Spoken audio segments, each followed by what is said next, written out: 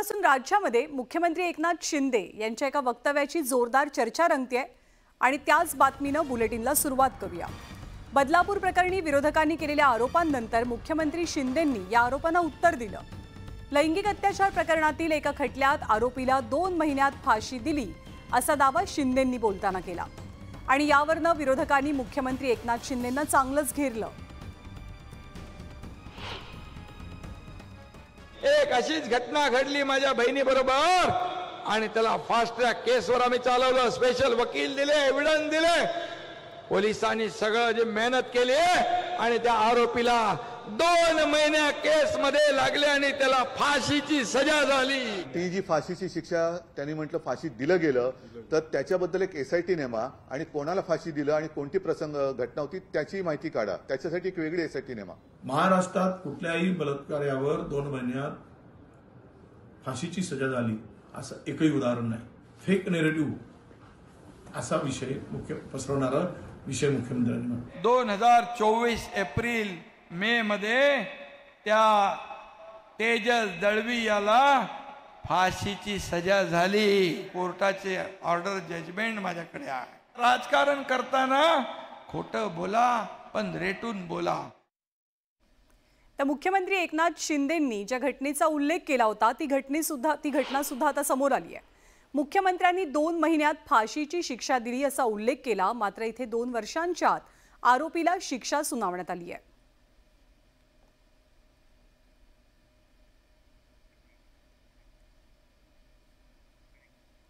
तर मुख्यमंत्र्यांनी उल्लेख केलेली ही घटना नेमकी काय होती आपण पाहूया। मावळ तालुक्यातील कोथुर्णे गावातलं हे सगळं प्रकरण होतं। 2 ऑगस्ट 2022 ला एका 6 वर्षीय मुलीचं अपहरण करण्यात आलं, तिच्यावर अत्याचार झाले आणि तिची हत्या केली गेली। 3 ऑगस्ट 2022 ला या अल्पवयीन मुलीचा मृतदेह सापडला। मग कामशेत पोलिसांकडून आरोपी तेजस दळवीसह आईला 24 तासात अटक झाली। हे प्रकरण जलद गती न्यायालयात वर्ग झालं। या खटल्यात 29 साक्षीदारांची साक्ष नोंदवली गेली, उलट तपासणीही झाली। 23 मार्च 2024 ला सत्र न्यायालयाकडून आरोपीला फाशीची शिक्षा सुनावण्यात आली। घटना घडल्यानंतर 1 वर्ष 7 महिने आणि 21 दिवसात हा खटला निकाली काढला गेला।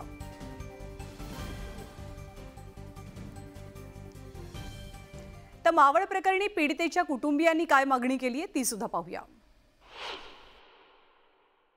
जी शिक्षा सुनावण्यात आलेली आहे त्या शिक्षेची लवकरात लवकर अंमलबजावणी करण्यात यावी। जो आरोपी आहे त्याला लवकरात लवकर जेवढे लवकर होईल तेवढ्या लवकरात लवकर फाशी देण्यात यावी हीच विनंती। आणि बदलापूर लैंगिक अत्याचार प्रकरणावरनं हायकोर्टानं राज्य सरकारला चांगलंच फटकारलंय। लोकांनी रस्त्यावरती उतरल्यानंतर तुम्हाला जाग येणं हे खेदजनक आहे असे खडे बोल कोर्टानं राज्य सरकारला सुनावलेत। बदलापूरमधल्या शाळेत शिकणाऱ्या 2 चिमुकल्यांवरती लैंगिक अत्याचार झाल्याची धक्कादायक घटना घडली आणि या प्रकरणी आरोपी अक्षय शिंदेला 24 ऑगस्ट पर्यंत पोलीस कोठडी सुनावली गेली आहे। या प्रकरणाची मुंबई हायकोर्टात सुमोटो याचिका दाखल करून कोर्टानंच घेतली। बदलापूर लैंगिक अत्याचार प्रकरणी मुंबई हायकोर्टात गुरुवारी सकाळी तातडीची सुनावणी पार पडली। उच्च न्यायालयाच्या खंडपीठानं यावेळी राज्य सरकारची बाजू मांडणाऱ्या महाधिवक्ता बिरेंद्र सराफ यांच्यावर अनेक प्रश्नांची सरबत्ती केली। हायकोर्टानं राज्य सरकारला या संदर्भात सविस्तर प्रतिज्ञापत्र सादर करण्याचे निर्देशही दिलेले आहेत।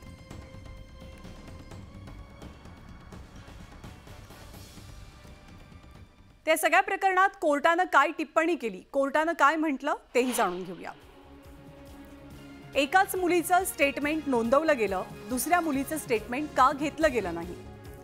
तपास विशेष पथकाकडे देण्यापूर्वी बदलापूर पोलिसांनी नेमकं काय केलं? तिसरा मुद्दा, त्याची कागदपत्र कुठे आहेत अशी विचारणाही कोर्टाकडनं करण्यात आली। पीडित मुलींचं समुपदेशन केलं का हा सवालही कोर्टानं उपस्थित केला आणि याबद्दल राज्य सरकारच्या वतीनं महाधिवक्त्यांनी काय म्हटलं ते सुद्धा आपण पाहूया। पहिल्या पीडित मुलीचं समुपदेशन झालं आहे तर दुसऱ्या मुलीचं सुरू असल्याचं महाधिवक्त्यांनी सांगितलं। 21 ऑगस्टला SITची स्थापना केली गेल्याची माहिती कोर्टात देण्यात आली। तर संबंधित पोलीस स्थानकातील 2 अधिकाऱ्यांना निलंबित करण्यात आल्याची माहिती कोर्टासमोर सादर करण्यात आली।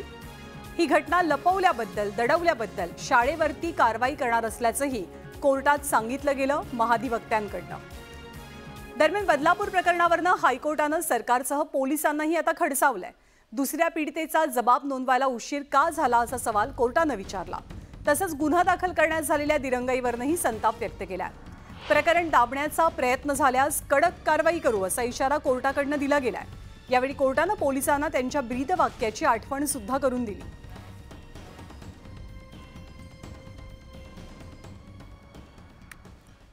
तर पीडितेच्या पालकांचे जबाब नोंदवले गेलेत का असाही सवाल कोर्टाकडनं उपस्थित करण्यात आला। बदलापूर पोलिसांनी नेमकं केलं काय हाही सवाल हायकोर्टानं पोलिसांना विचारलाय। कारण या संपूर्ण प्रकरणामध्ये पोलिसांची भूमिका संशयास्पद असल्याचा आरोप व्यक्त होतोय। इतके गंभीर प्रकरणामध्ये पोलिसांचा हा अक्षम्य हलगर्जीपणा खपवून घेतला जाणार नाही असे खडे बोल हायकोर्टाकडनं सुनावले गेले। बदलापूर पोलिसांनी या प्रकरणात नेमकं काय केलं याचा अहवाल सादर करण्यास कोर्टानं सांगितलेलं आहे। तर बदलापूर पोलिसांनी काय कारवाई केली हे आम्हाला पाहायचंय असंही कोर्टानं नमूद केलं। त्यांनी त्यांचं काम केलेलं नाही हे सध्या तरी दिसतंय अशी टिप्पणी कोर्टाकडनं बदलापूर पोलिसांसंदर्भात केली जाते। तर शाळकरी मुलींच्या सुरक्षेचा मुद्दा गांभीर्यानं घ्यायला हवा हाही मुद्दा नमूद करण्यात आला, अधोरेखित करण्यात आला कोर्टाकडनं। महाराष्ट्र पोलिसांनी आपलं ब्रीदवाक्य लक्षात ठेवावं असंही कोर्टानं त्यांना सांगितलं। सदरक्षणाय खलनिग्रहणाय याचा अर्थ समजून घ्या। महाराष्ट्रातनं गायब होणाऱ्या महिलांच्या मुद्द्यावरून सुद्धा कोर्टानं राज्य सरकारला नोटीस जारी केलेली आहे। तर बदलापूरमध्ये 2 चिमुरड्यांवरील लैंगिक अत्याचार प्रकरणावरनं राज्यातलं वातावरण चांगलंच तापलंय। या घटनेचा निषेध करण्यासाठी मंगळवारी बदलापूरवासियांनी आंदोलन केलं, सरकारला धारेवर धरलं। याच आंदोलनावरनं आता राजकारण चांगलंच तापतंय।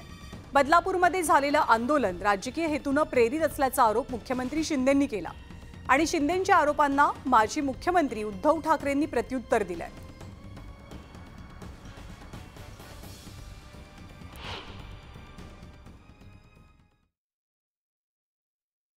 कालचं जे आंदोलन होतं हे पॉलिटिकल मोटिवेटेड होतं असं माझं म्हणणं आहे। अनेक लोक हाताच्या बोटावर मोजण्या इतके होते आणि इतर ठिकाणून गाड्या भरून भरून त्या ठिकाणी आंदोलनकर्ते आले होते। जर बहीण सुरक्षित असेल तर मग लाडकी बहीण वगैरे योजना आणता येतात। ज्यांना या दुष्कृत्यामागे आणि त्याचा निषेध करण्यामध्ये राजकारण आहे असं वाटतंय ते सगळे विकृत आहेत किंवा ते सगळे जण ह्या नराधमांचे पाठीराखे आहेत। आणि बदलापूर लैंगिक अत्याचार प्रकरणाला आता राजकीय वळण लागण्याची शक्यताही नाकारता येत नाहीये। कारण महाविकास आघाडीनं बंदची हाक दिली आहे। येत्या 24 ऑगस्टला म्हणजे शनिवारी राज्यात महाविकास आघाडीनं बंद पुकारलाय। माजी मुख्यमंत्री उद्धव ठाकरेंनी जनतेला या बंदमध्ये सहभागी होण्याचं आवाहन केलंय।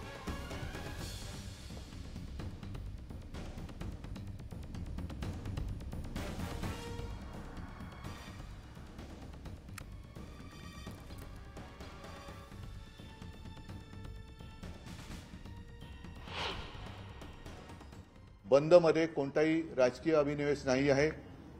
ज्याप्रमाणे आपण कोरोना व्हायरसशी लढलो तसाच हा एक विकृतीचा व्हायरस आहे। तो शिक्षा होते आणि अत्यंत कठोर शिक्षा होते ही भीती ह्या विकृतांच्या मनामध्ये निर्माण करण्यासाठी म्हणून हा बंद करतोय।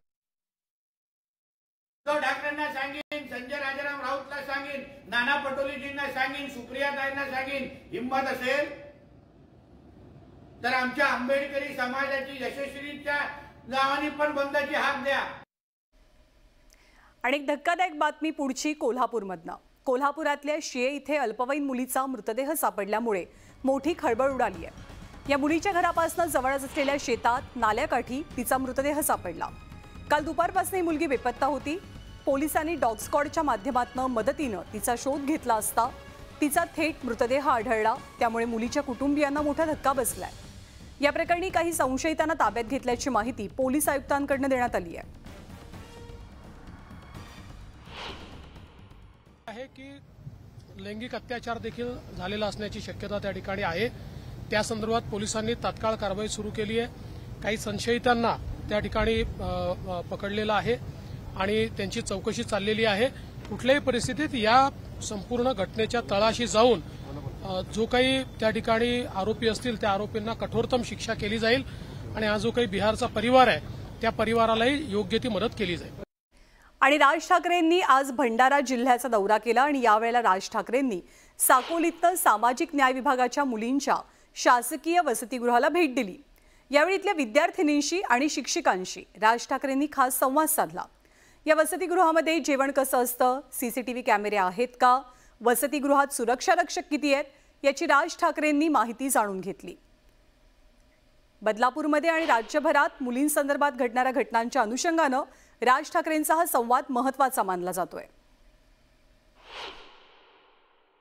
सिक्युरिटी गार्ड सगळे लेडीजच आहेत,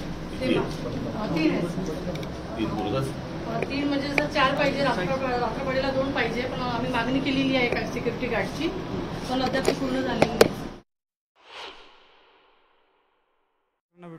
बरं वाटलं त्यांनी, म्हणजे आमची काळजी पोटी आम्हाला विचारलं।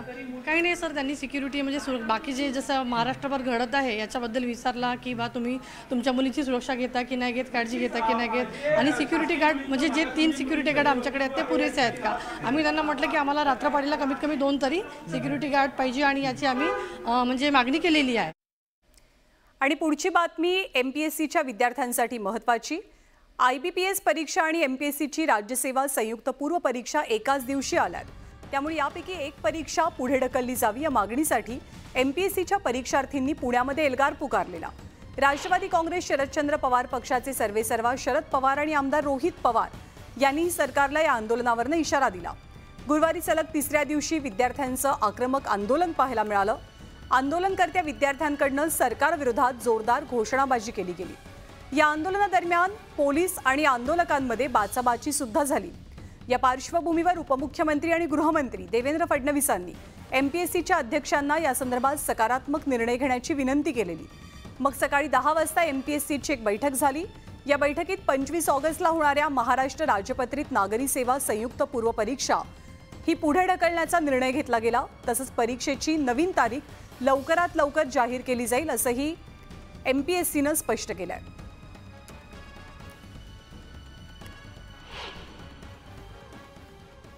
पुढे ढकलली, आम्ही स्वागत करतो, पण किती पुढे हे सांगावं लागेल।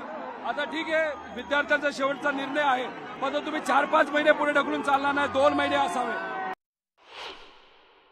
हे एप्रिलपासूनच होत आहे, हे वारंवार त्यांना सांगून पण की त्यांनी काही ना काही कारण देऊन पुढे नेत आहे। तर MPSCनं 25 ऑगस्टची परीक्षा पुढे ढकलण्याचा निर्णय जरी घेतलेला असला तरी पुण्यातल्या MPSCच्या परीक्षार्थींचं आंदोलन मात्र सुरू आहे। लोकसेवा आयोगानं पुढे ढकलण्यात आलेल्या परीक्षेमध्ये कृषी विभागाच्या 258 जागांचाही समावेश करावा। या 258 जागांसाठी परीक्षा घेण्याचं नोटिफिकेशन काढावं अशी आंदोलनकर्त्या परीक्षार्थींची मागणी आहे। आणि जोवर ही मागणी पूर्ण होत नाही तोपर्यंत आंदोलन मागे न घेण्याचा निर्धार पुण्यातल्या MPSC परीक्षार्थींनी केलाय।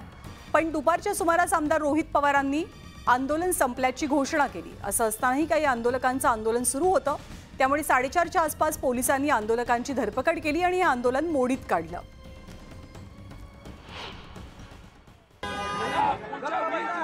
या सरकारने कंबाईनच्या बाबतीत योग्य अशी भूमिका घेतली नाही। कुणी नाही आलं तरी आयोगासमोर स्वतः त्या ठिकाणी बसायला।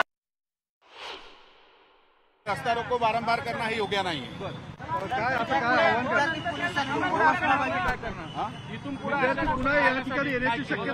त्याच्याकडे संविधानिक मार्गाने आता त्याची मागणी पूर्ण झालेली आहे। आणि राष्ट्रवादी काँग्रेस शरदचंद्र पवार पक्षाचे राष्ट्रीय अध्यक्ष शरद पवार यांना आता केंद्राकडनं Z+ सुरक्षा देण्याचा निर्णय घेण्यात आलाय। राज्यातल्या घडामोडींच्या पार्श्वभूमीवर त्यांच्या सुरक्षेत वाढ करण्याचा निर्णय होतोय। तर शरद पवारांच्या सुरक्षा वाढीसंदर्भात भाजप नेते निलेश राणेंनी सवाल उपस्थित करत टीका केली।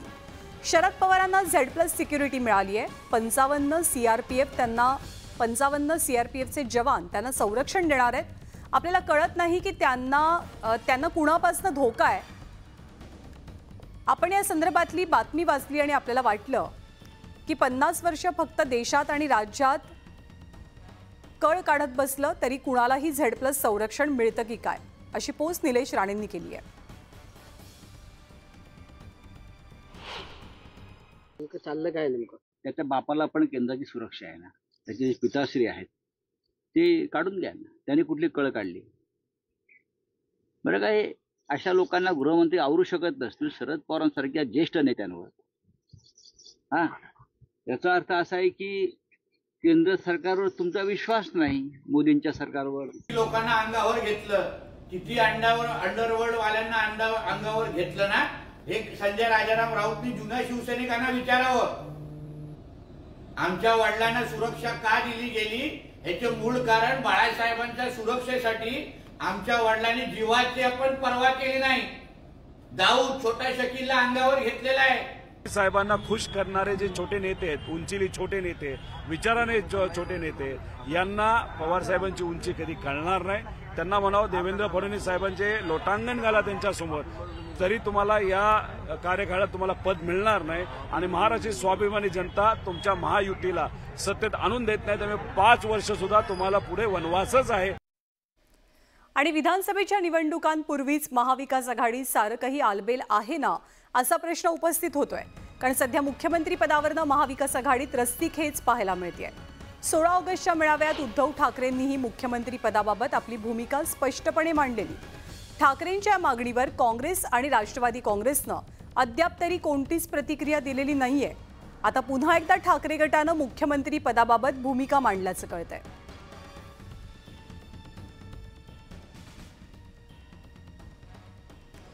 तर महाविकास आघाडीच्या मेळाव्यात उद्धव ठाकरेंनी मुख्यमंत्री पदासंदर्भात काय म्हटलं होतं ते आपण पाहूया. तुझ्या जास्त जागा आल्या तर तुझा मुख्यमंत्री होईल, मग तुझी जागा मी पाडणार, माझी जागा तू पाडणार, तो आपली जागा तो पाडणार. म्हणजे पाडापाडीच्या राजकारणामध्ये युतीला काय महत्व राहिलं?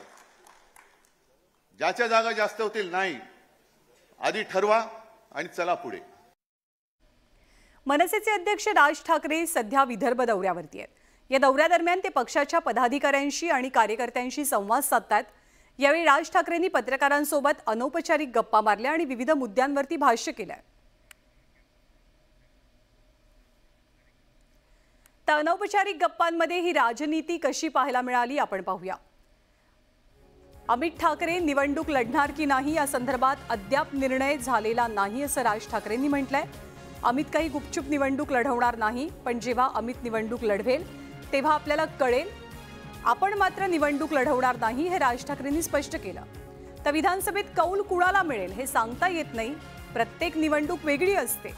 उमेदवारी देताना पहिली पसंती आमच्या पक्षातल्या उमेदवाराला दिली जाईल. बाहेरून येणाऱ्यांचा त्यानंतर विचार करू असं राज ठाकरेंनी स्पष्ट केलं. तर विदर्भामधल्या बहुतांश जागा आपण लढवू असंही त्यांनी सांगितलं. निवडणूक लढवण्यासाठी आम्ही लढवणार नाही, तर ती जिंकण्यासाठी लढवू असंही राज ठाकरे म्हणाले.